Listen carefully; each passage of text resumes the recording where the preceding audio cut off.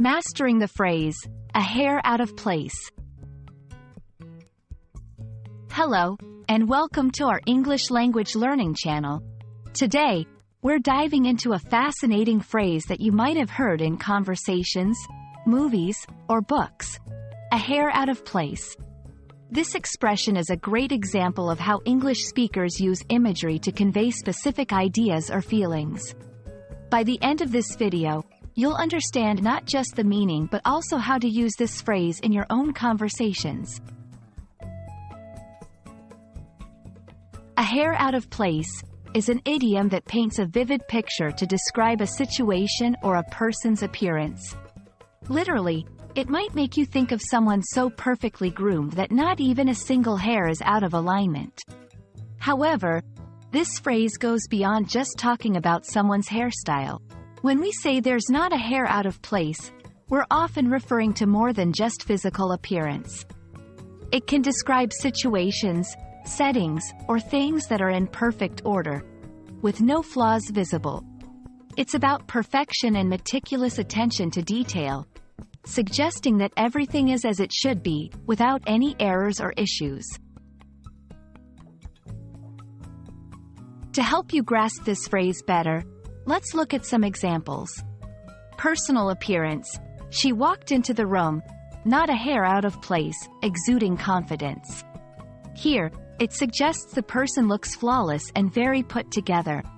Professional work. The report was submitted with not a hair out of place, impressing the entire board. This means the report was perfect, with no mistakes. Events or settings. The wedding venue was set up with not a hair out of place, every detail meticulously planned. It implies that everything was arranged perfectly.